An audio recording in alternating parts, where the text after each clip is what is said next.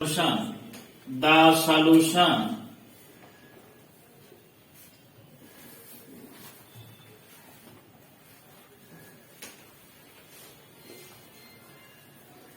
which registered in changing its pH on addition of either addition of small amount of acid or base is called buffer solution.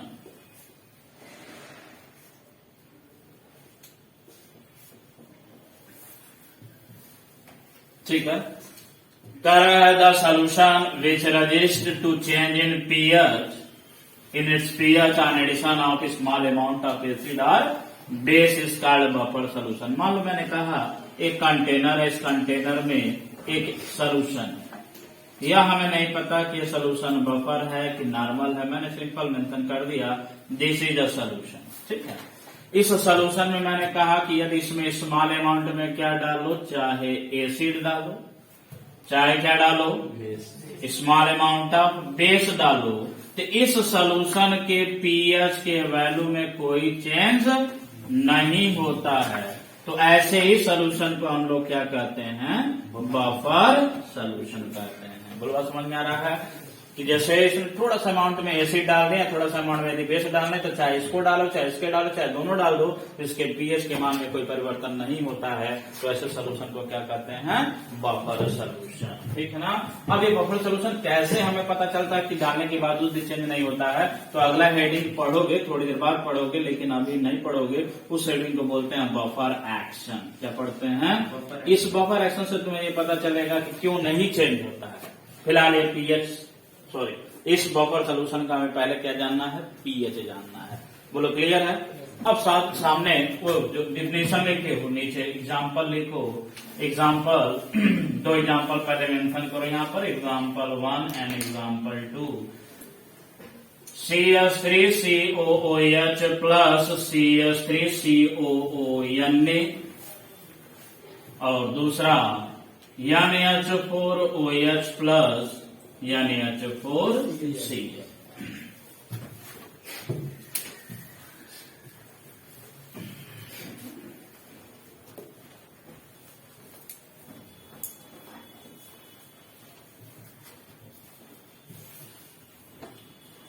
हो गया, लिख लिए। अब देखो यहां heading डालो, टाइप्स ऑफ बफर सॉल्यूशन। मुझे लगता है यहीं से तुम लोग का स्टार्ट होगा इसका लेक्चर ना, इससे पहले लिख लीजिए ना। Types of buffer solution.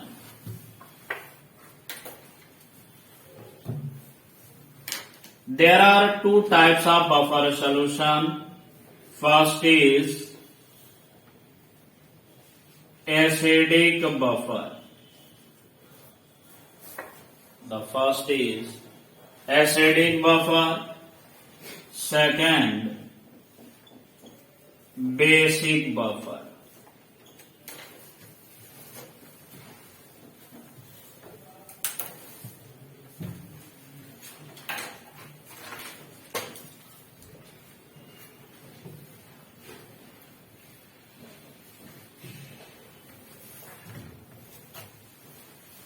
हो गया। अब यहां से स्टार्ट करो, हेडिंग लिखो acidic buffer. First one acidic buffer. किसे बोलोगे एसिडिक बफर? तो मैंने कहा जब एसिडिक बफर की बात करोगे इसका मतलब हम किसकी बात कर रहे होते हैं? Weak acid. किसकी बात कर रहे होते हैं? Weak acid. अच्छा, तुम लोगों को मैंने पहले ही बताया है कि स्ट्रांग इलेक्ट्रोलाइट कंप्लीटली आयनाइज होते हैं कि पार्शियली आयनाइज होते हैं? कंप्लीटली आयनाइज होते हैं, मतलब पूरा टूट जाता है। और जो वीक इलेक्ट्रोलाइट होते हैं वह पार्शियल, यानी कि इक्विलिब्रियम जो सेटअप होता है वह वीक इलेक्ट्रोलाइट के लिए होगा कि स्ट्रांग इलेक्ट्रोलाइट के लिए? वीक इलेक्ट्रोलाइट के लिए। तो जो भी कहानी हम यहाँ पढ़ने जा रहे हैं मेनली किस इलेक्ट्रोलाइट के लिए पढ़ेंगे? वीक इलेक्ट्रोलाइट के, क्योंकि इक्विलिब्रियम सेटअप करना है। इक्विलिब्रियम हमेशा किस पे सेटअप होगा? वीक के लिए। स्ट्रांग वाला पूरी तरह से क्या हो जाता है? टूट जाता है। तो वीक एसिड, मैंने कहा एसिडिक बफर देखना है तो क्या देखेंगे यहाँ पर? Weak acid. मान लो हमने कहा बेसिक बफर देखना है तो यहाँ क्या होगा? वीक बेस होगा। तो क्या केवल एक कंपोनेंट हमारा बफर बनता है? नहीं, एक तो हमारा क्या होगा? या तो एसिड होगा या तो क्या होगा? बेस होगा। साथ में क्या होगा? साल्ट होगा। क्या होगा? साल्ट। लेकिन यह साल्ट की खास बात है कि यह साल्ट इसी एसिड का बना होना चाहिए। यहाँ जो भी एसिड रहेगा इसी का यहाँ पर साल्ट बना होना चाहिए। तो मैंने कहा साल्ट किसका होना चाहिए? इस वीक एसिड का, यदि हम स्ट्रॉन्ग बेस के साथ रिएक्शन लगा दें। पहले समझो कि मैंने क्या कहा। मैंने कहा कि example low CH3COOH, this is weak acid. सब लोग जानते हैं, बहुत कॉमन है CH3COOH। अब मैंने कहा इसी का साल्ट तैयार करो। तो जब हम किसी एसिड का किसके साथ रिएक्शन लगा दें? बेस के साथ। कौन सा base? Strong base. Strong base के लिए मालूम, मैंने कहा ग्रुप फर्स्ट का जो मेटल होता है जैसे सोडियम है, पोटेशियम है। ग्रुप सेकंड का कौन सा होता है? कैल्शियम है, मैग्नीशियम। मैंने कहा Na मान लो OH के साथ रिएक्ट करके क्या बना देता है? NaOH। बोलो वीक है कि स्ट्रांग है? स्ट्रांग है। KOH के साथ रिएक्ट करके क्या बना देता है? KOH। बोलो स्ट्रांग है कि वीक है? स्ट्रांग है। इसी तरह से CaOH ट्वाइस वीक है कि स्ट्रांग है? स्ट्रांग है। MgOH ट्वाइस क्या है? स्ट्रांग। यानी कि ये सब क्या है? स्ट्रांग बेस है। तो इस एसिड का यदि इस बेस के साथ रिएक्शन लगा दोगे, मैंने कहा चलो CH3COOH का रिएक्शन लगाओ NaOH के साथ, तो बोलो क्या बचेगा? क्या बनेगा? H यहाँ से निकलेगा, OH यहाँ से निकलेगा, किस रूप में? H2O। और Na आकर जुड़ जाएगा कि नहीं जुड़ेगा? इसका मतलब क्या बन जाएगा? CH3COONA बनेगा कि नहीं बनेगा? तो मैंने देखा यानी कहा CH3COONA। बोलो पॉइंट समझ में आ रहा है? मैंने अभी से मिटा दिया। मैंने कहा अगर तुम्हें यह पता चल जाए कि वीक एसिड, तो अपने आप साल्ट तैयार करने, क्योंकि इसी का कंपोज साल्ट लेना, तो एक कंपोनेंट हमारा यही वाला होगा, यही कंपोनेंट यही वाला होगा। दूसरा कंपोनेंट स्ट्रॉन्ग बेस वाला यही है। नहीं सब याद कर सकते हो तो दो तो याद कर सकते हो ना। सोडियम और पोटेशियम का हाइड्रोक्साइड के साथ मिक्स होने पर एक बेस बनता है जिसे हम क्या बोलते हैं? स्ट्रॉन्ग बेस बोलते हैं। तो यह स्ट्रॉन्ग बेस के साथ रिएक्शन होगा तो साल्ट बन गया कि नहीं बना? अब यही हमारा मिक्सचर क्या कहलाता है? Buffer solution. क्या कहलाता है? तो बफर सोल्यूशन में दोनों ही एसिड लोगे कि दोनों बेस लोगे कि एक एसिड और एक साल्ट लोगे? एक एसिड और एक साल्ट। अगर एसिडिक है तब, बेसिक है तब एक बेस और एक साल्ट। जो साल्ट बनाओगे किसका बनाओगे?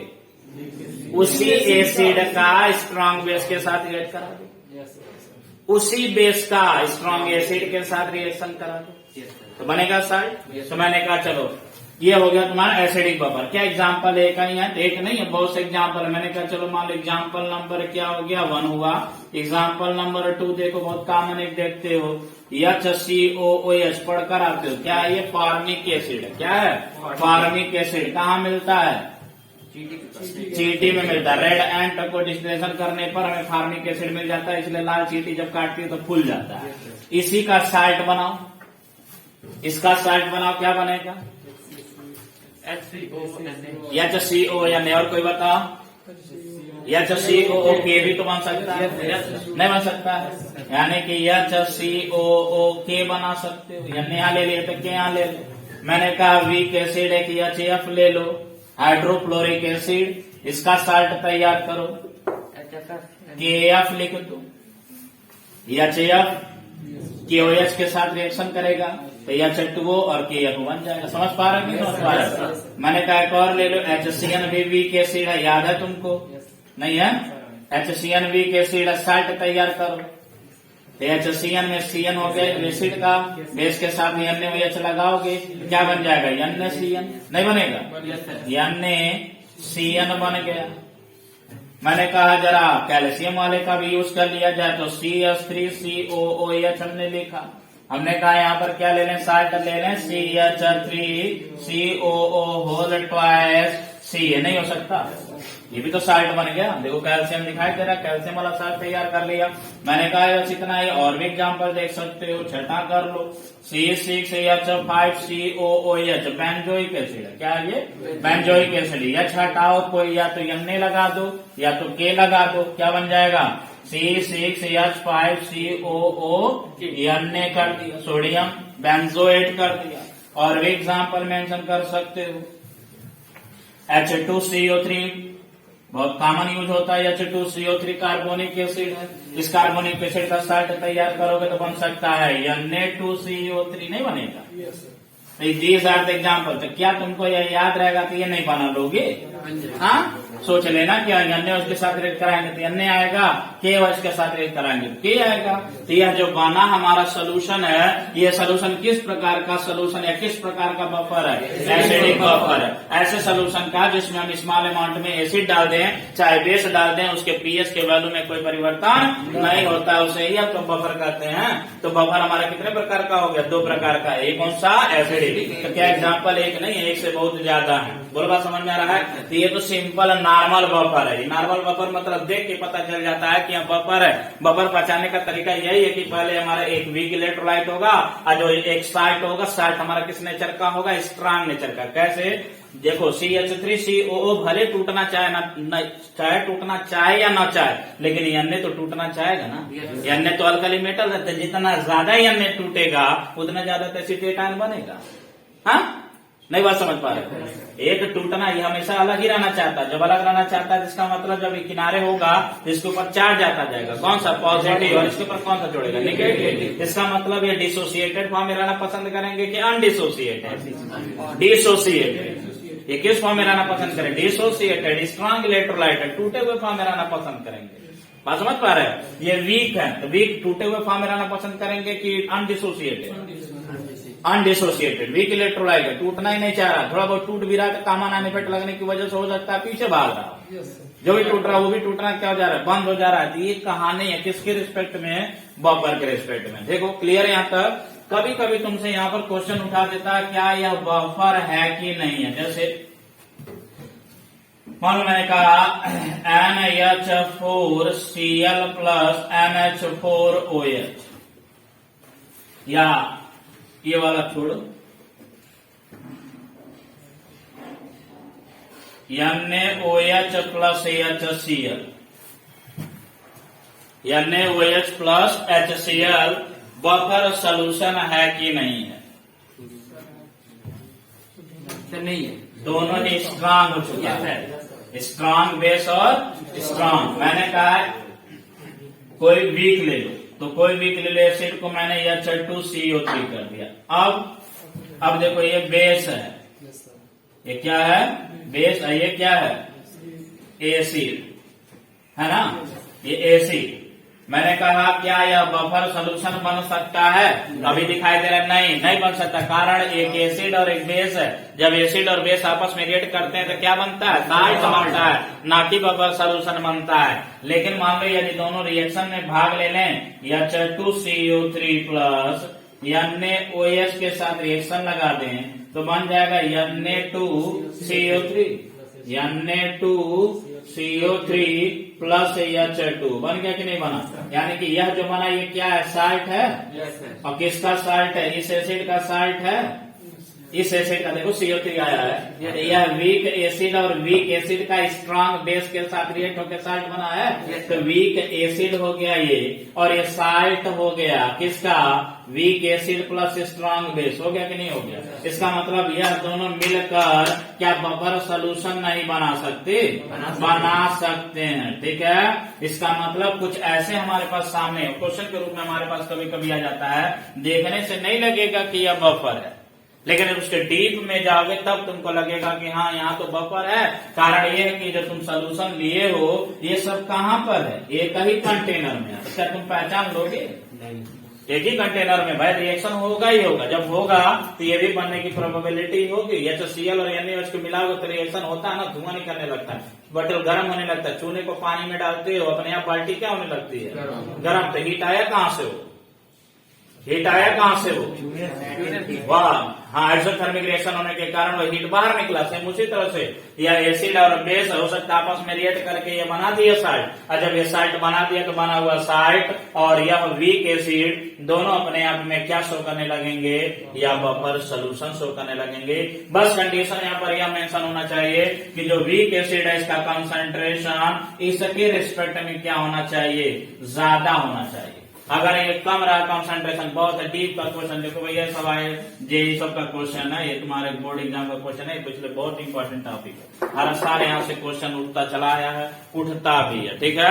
तो मैंने कहा अगर यदि सेंटेंस में दे देगा इसका कंसंट्रेशन यदि इसकी तुलना में कम दे दे, कुछ वैल्यू दे दिया, लास्ट में पूछ देगा बोलो किस टाइप का बफर सोल्यूशन है, तो सवाल नहीं लगाना, तुम्हें यह ज्यूम करना है, देखना है कि इसका कंसंट्रेशन कितना, इसका कंसंट्रेशन कितना, इसका मतलब इसका कंसंट्रेशन यदि इससे ज्यादा है तो बफर बनेगा, अगर इसका कंसंट्रेशन कम है तो इसका बफर सोल्यूशन नहीं बने। यानी कि वीक वाला जो अमाउंट है इसका कुछ न कुछ पोर्शन क्या होना चाहिए, बचा रहना चाहिए, रिएक्शन में पूरी तरह से पार्टिसिपेट नहीं करना चाहिए। तुम लोग पढ़े होगे limiting reagent and access reagent, जो पूरी तरह से खत्म हो जाता है उसे बोलते हैं लिमिटिंग रिएजेंट, और जो बचा रह जाता है उसे क्या बोलते हैं, एक्सेस। ये वाला एक्सेस रिएजेंट कहलाता है, ये क्या कहलाएगा, लिमिटिंग रिएजेंट। मतलब रिएक्शन जैसे मैंने कहा इसका 0.1 मोल है, इसका 0.1 मोल है, बोलो यह बफर सोल्यूशन बनाएगा, नहीं बनाएगा क्योंकि ये तो कुछ बचा ही नहीं।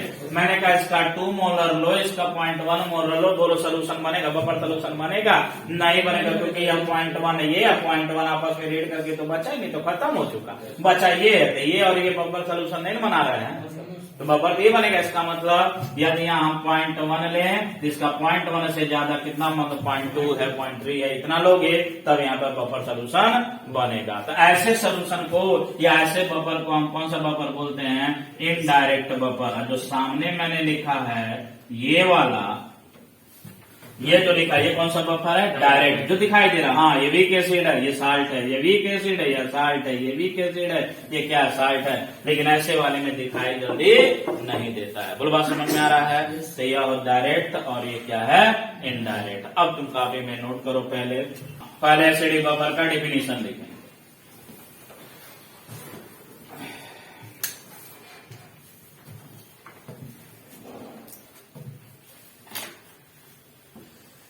The solution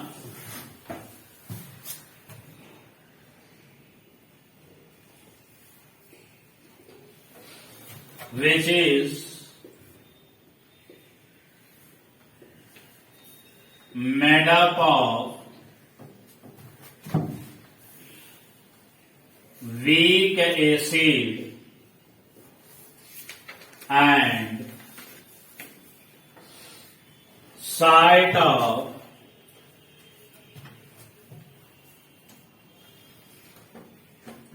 this weak acid and a strong base is called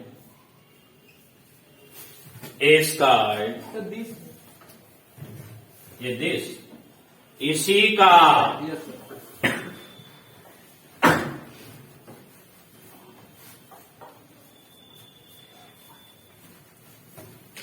is called acidic buffer।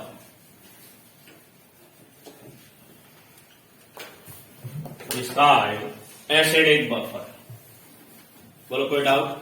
Same है डेफिनेशन बेसिक इक्वेशन बनेगा क्या, कि made up of weak base and salt of this weak base and strong acid is called basic buffer. जब आएगा तब देखेंगे। अब नीचे लिखो एग्जाम्पल।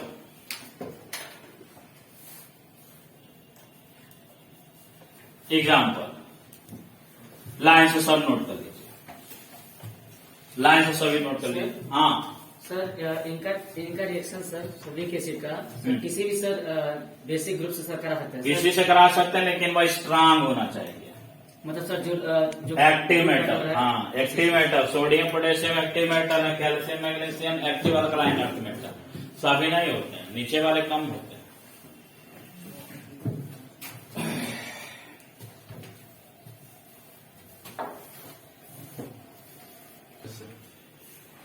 अब यहीं पर नोट करो, इनडायरेक्ट, नीचे अपना नीचे नोट करना, indirect acidic buffer,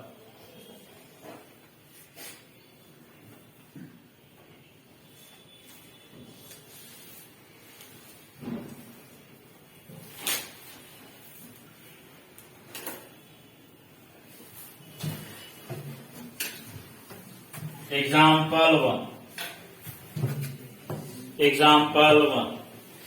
1 NaOH plus CH3COOH। जरा देखो ध्यान से, ऊपर देखो जरा पहले लिखा है NaOH एंड CH3COOH। CH3COOH क्या है? वीक एसिड है। NaOH क्या है? Strong base. दोनों ही किसमें रखा गया है? एक ही कंटेनर में रखा गया है, तो रिएक्शन होने की प्रोबेबिलिटी है कि नहीं? है प्रोबेबिलिटी। तो NaOH प्लस CH3COOH यदि रिएक्ट कर लिए तो इसका एसिड का H और बेस का OH निकल जाएगा बाहर, किस रूप में? H2O के रूप में। क्या बच जाएगा? CH3COO Na। तो यह जो बना ये क्या है? साल्ट है कि नहीं? और साल्ट किसका है? देखो ये CH3COO क्या है? वीक एसिड, प्लस Na कहां से आया? Strong base. Weak acid strong base दिखाई दे रहा है। तो ये साल्ट, अब ये भी साल्ट कहाँ है? इसी में। ये भी साल्ट कहाँ है? इसी में। और पानी भी कहाँ है? यहीं पर है। इसका मतलब CH3COO Na बन जा रहा है कब? During reaction. तो ये CH3COOH और ये CH3COO Na मिलकर क्या बना देंगे? ये मिटा दे रहा हूं बॉक्स, जो तुम कंटेनर वाला बनाए हो इसको भी मिटा दे रहा हूं। तब ये और ये मिलकर क्या बना देंगे? Buffer solution. कौन सा बफर सॉल्यूशन? वीक एसिड है तो एसिडिक बफर सॉल्यूशन। बोलो क्लियर? नोट करोगे बराबर की तरफ से।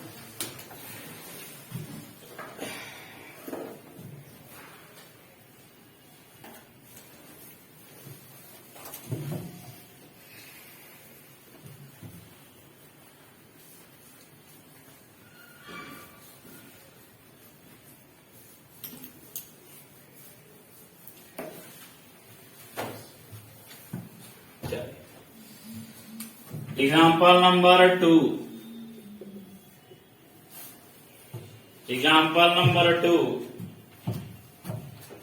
NaCN plus H2SO4। NaCN plus H2SO4। अब यहां देखो जरा, अभी नोट कर लेना। यहां देखो ये लिखा है NaCN, ये लिखा है H2SO4। तो H2SO4 तुमको पता है क्या है? ये स्ट्रॉन्ग एसिड है। ये क्या है?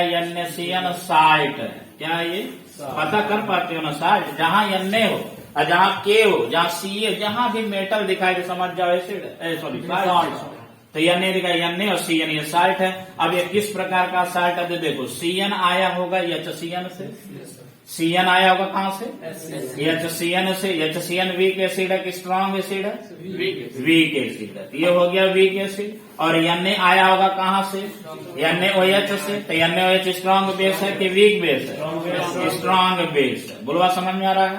यानी कि ये हो गया वीक एसिड स्ट्रॉन्ग बेस का, ये साल्ट है और ये स्ट्रॉन्ग एसिड है। ठीक है ना? अब तुमको चाहिए क्या होता है जब हम बनाते हैं क्या बफर सॉल्यूशन, तो जो साल्ट बनता है वो वीक के रिस्पेक्ट में न बनता है। तो यहाँ पर हमारा क्या है? Weak acid. यहाँ पर क्या दिखाई दे रहा है? HCN। देखो यहाँ हल्का हिंट कर दे रहा हूँ, ये वीक एसिड HCN। तो यहाँ पर हमें HCN वगैरह दिखाई देता तो बफर बनता है। इस समय यह बफर कहीं बनता हुआ दिखाई नहीं दे रहा। सामने से पता चला नहीं ये बफर नहीं है, हो ही नहीं सकता। यहाँ वीक एसिड है, यहाँ स्ट्रॉन्ग एसिड की बात कर रहा है, जबकि यहाँ वीक एसिड है ना। अगर यहाँ पर भी वीक एसिड दिखा दे रहा था केवल, क्योंकि एक हमको एसिड चाहिए ना भाई, एसिडिक बफर है तो एक एसिड चाहिए कि नहीं चाहिए? Yes, sir.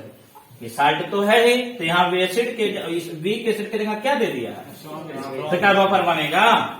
बफर बनने का कोई प्रोबेबिलिटी नहीं है। लेकिन ऐसे क्वेश्चन में बड़ा दिक्कत होता है, इसलिए ऐसे क्वेश्चन कॉम्पिटिटिव में पूछे जाते हैं। सबसे पहले इन दोनों में रिएक्शन करा के जरा देख लीजिए कि NaCN प्लस H2 या सुपर कहीं ऐसा तो नहीं कहीं बन जाए वीक एसिड, तो ये हो गया H2 या सुपर के साथ रिएक्शन, तो ये CN और ये H मिलकर बना देंगे HCN, और ये Na और ये H4 मिलकर क्या बना देगा? Na2H4। बस संख्या यहाँ कितना कर लेना होगा? 2 कर लेना होगा बैलेंसिंग के लिए, तो बन गया 2HCN प्लस Na2H4। बोलो बन गया कि नहीं बना? अब ये HCN बनता हुआ दिखाई दिया कि नहीं दिखाई दिया? ये वीक एसिड है कि नहीं? अब वीक एसिड सोल्यूशन में है कि नहीं है? जब वीक एसिड सोल्यूशन में है और इसी वीक एसिड का स्ट्रॉन्ग बेस के साथ रिएक्शन होकर यह साल्ट दिया हुआ है, तो यह दोनों मिलकर क्या बफर सोल्यूशन नहीं बनाएंगे? बनाएंगे। कौन सा बफर सोल्यूशन बनाएंगे? एसिडिक की बेसिक। तो यह HCN तुम्हारा कौन सा है? एसिडिक की बेस है, एसिडिक कहते। कौन सा बफर सोल्यूशन बनेगा? Acidic buffer solution. बोलो क्लियर है? बहुत टिपिकल क्वेश्चन, ऐसे आसानी से बनते नहीं है, बहुत ध्यान से देखना पड़ता है, नहीं तो पता चलेगा आंसर बनता नहीं है, कैंसिल आउट कर देते हैं। लेकिन बहुत ध्यान से देखोगे तब पता चलेगा। इसलिए इसे क्या बोला जाता है? इनडायरेक्ट। जो डायरेक्ट दिखाई ना दे इसलिए क्या बोलते हैं? इसे इनडायरेक्ट क्या बफर सोल्यूशन। नोट करोगे दोनों example, example number 1 and example number 2।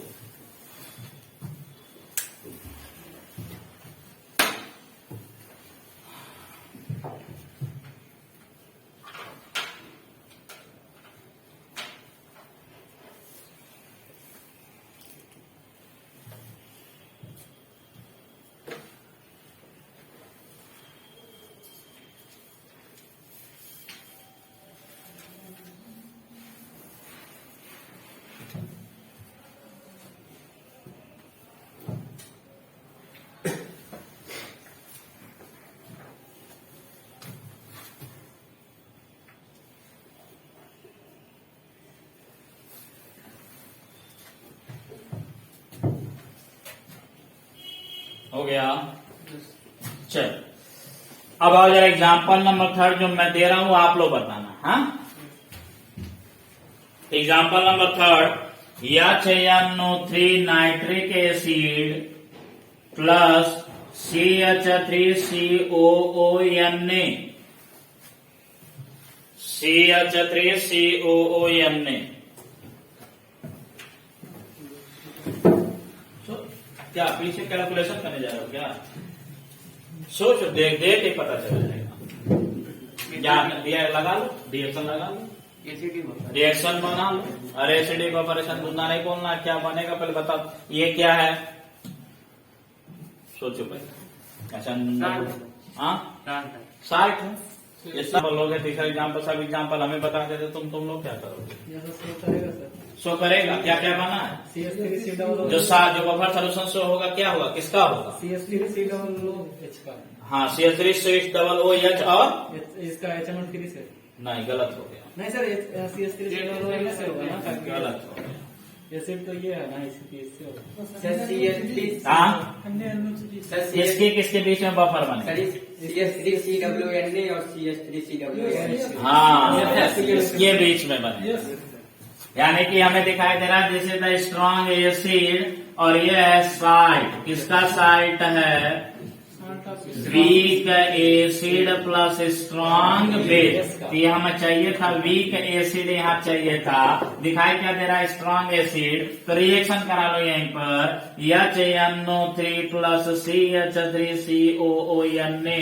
Reaction करने के बाद यह Na इस NO3 के साथ मिलकर बना देगा NaNO3, जिससे कुछ लेना देना नहीं है। लेकिन यह जो बन गया CH3COOH, CH3COOH। यही जो बना यही क्या है, वीक एसिड है। तो बना हुआ यह वीक एसिड और यह 60 CH3COOH यह दोनों मिलकर क्या बना देंगे, बफर सोल्यूशन। कौन सा buffer solution, acidic buffer solution.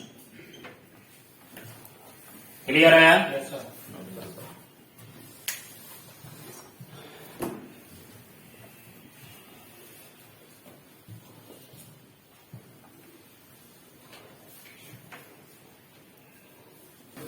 Next heading लगाएंगे pH of acidic buffer. pH of acidic buffer.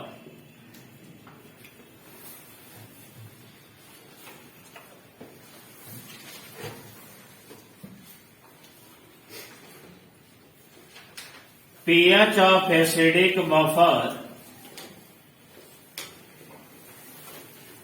is calculated by using Henderson-Hasselbalch equation. Henderson-Hasselbalch equation.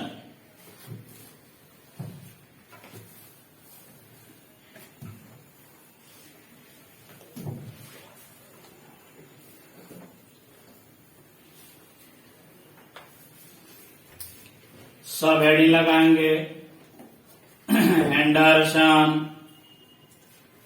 हासलबाल्च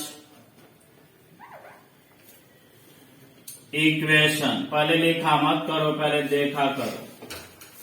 Henderson Hasselbalch equation क्या है, यह ऐसा एक इक्वेशन है जिससे हम किसी भी बफर सोल्यूशन का क्या पता कर लेते हैं, पीएच। तो क्या है वह इक्वेशन, पहले इक्वेशन देखो, pH equal to pKa plus log base 10 active mass of salt divided by active mass of acid. या तो इस रूप में यह इक्वेशन दिखाई देगा या दूसरा रूप क्या होगा, pH equal to pKa plus log base 10 active mass of conjugate base. यहां एसिड है तो यहां लिखा हुआ क्या होगा, conjugate base divided by active mass of acid. बोलो क्लियर है। यह इक्वेशन है, कहां से है, बात की बात है। फिलहाल अभी देखो, अगर तुमसे कहा जाए tell me the Henderson Hasselbalch equation, तो एसिडिक बफर के लिए क्या बताओगे, pH equal to pKa plus log base 10 active mass of salt upon active mass of acid. फिर मैंने कहा कि Henderson Hasselbalch equation for the basic buffer,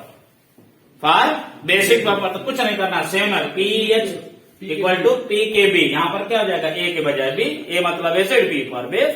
तो pKb plus log base 10 salt upon क्या हो जाएगा, एसिड है, तो यहाँ पर क्या हो जाएगा, बेस हो जाएगा। बस हल्का सा ये अंतर है। बोले यहाँ तक कोई डाउट। अब रही बात का है, मैंने क्यों लिखा है, यहाँ साल्ट लिखा है, यहाँ कॉन्जुगेट बेस लिखा हूं, तो अभी थोड़ी देर बाद पता चलेगा कि मैंने ऐसा क्यों लिखा है। अभी यहाँ बताने का कोई मतलब नहीं है। बोलो क्लियर है, यहाँ तक नोट करो पहले इस इतना।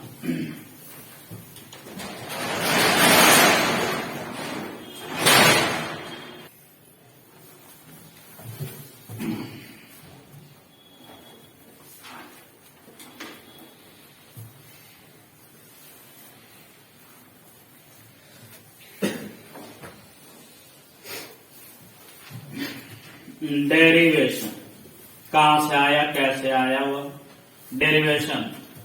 डेरिवेशन में पहले देखोगे, let us consider a acidic buffer, जो कि बहुत कॉमन एग्जांपल के रूप में जाना जाता है। कौन सा, CH3COOH प्लस CH3COON। इसका क्या नाम है, एसिटिक एसिड। बहुत से बच्चे नाम ही नहीं जानते। कहा हम पढ़े कुछ याद नहीं, सोडियम एसीटेट, इसलिए नाम लिख दिया। मैंने कहा यह बफर सोल्यूशन है। अब बफर सोल्यूशन है, सबसे पहले हम क्या देख रहे हैं, CH3COOH वीक इलेक्ट्रोलाइट है, कंप्लीटली एनाइज नहीं होगा, पार्शियली एनाइज होगा, इक्विलिब्रियम का साइन बनेगा CH3COO minus plus H positive. साथ ही साथ हम देख रहे हैं जो साइट है CH3COON completely dissociated in ion, that is CH3COO minus plus Na positive. यहां तक किसी को कोई दिक्कत नहीं। अब मैंने कहा कि इस इक्वेशन पे हम क्या निकाल सकते हैं, डिसोसिएशन कांस्टेंट। इस पे निकाल सकते हो क्या, इस पे डिसोसिएशन कांस्टेंट निकालोगे तो जो डिसोसिएशन कांस्टेंट निकलेगा, dissociation constant of weak acid, dissociation constant of weak acid.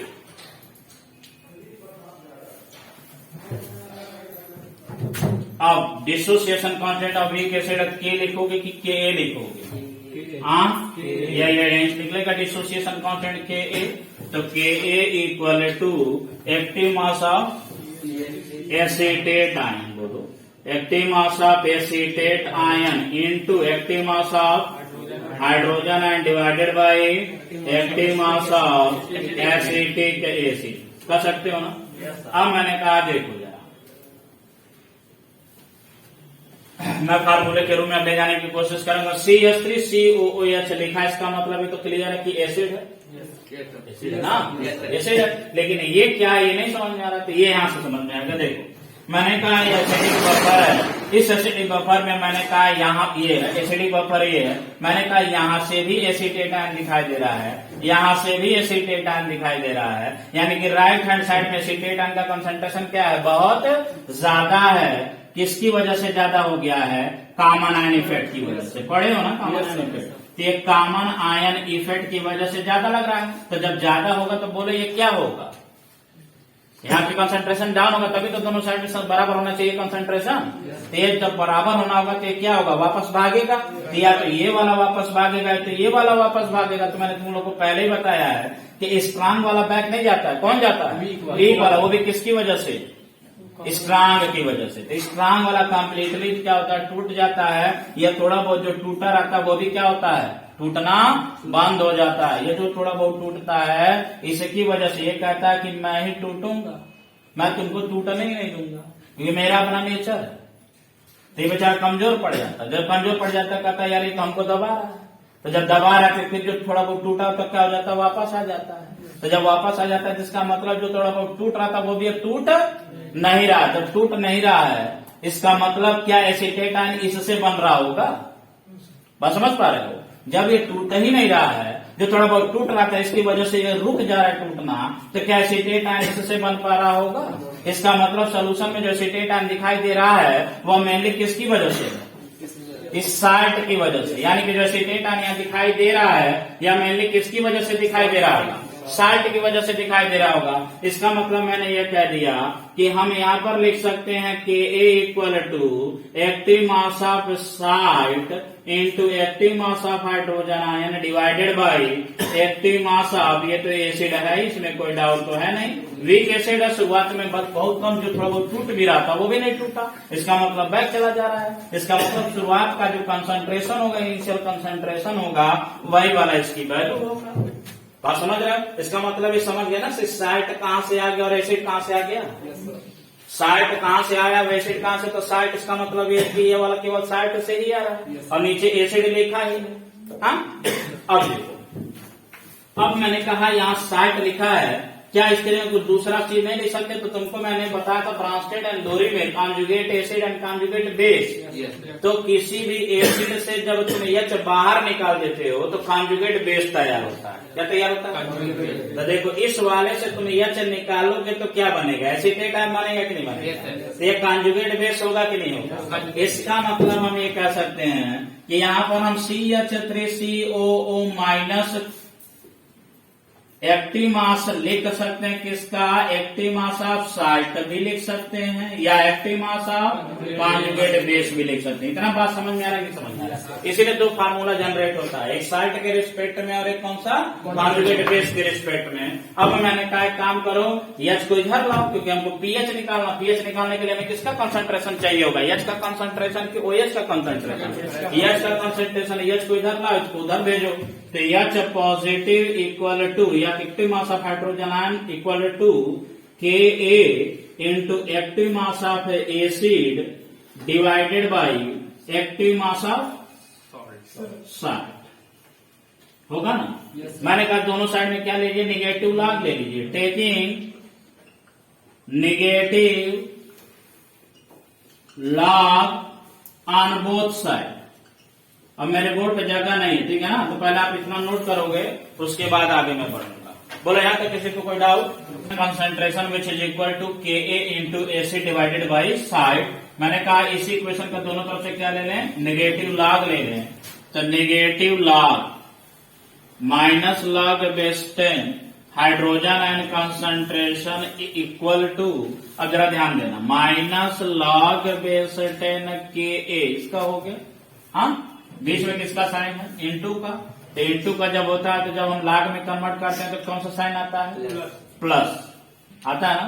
अब उसका भी हम नेगेटिव लॉग लेंगे तो minus log base 10 active mass of acid होगा कि नहीं होगा। अब ये प्लस और माइनस मिलकर के क्या हो जाएंगे, माइनस होगा कि नहीं होगा। बात समझ पा रहे हो, ये बात समझ पा रहे हो ना, कि प्लस और माइनस का प्लस था तो फिर प्लस और माइनस से गुणा होगा तो माइनस हो गया। मैंने कहा नीचे वाली चीज फिर कहाँ जाएगा, ऊपर। तो जब नीचे वाली चीज ऊपर आएगा तो माइनस तो होगा ही होगा, प्लस उसका नेगेटिव लॉग भी लेंगे तो माइनस माइनस मिलकर क्या हो जाएगा, प्लस हो जाएगा। इसका मतलब plus log base 10 active mass of salt होगा कि नहीं होगा। यहाँ तक किसी को कोई कंफ्यूजन?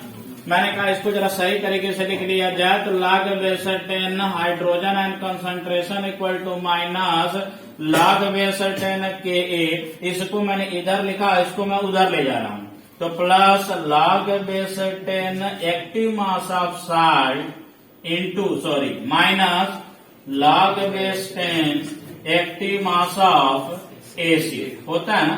अब यही हम जानते हैं कि लॉग याम बाई यन बराबर होता है लॉग याम माइनस लॉग यन, होता है कि नहीं होता।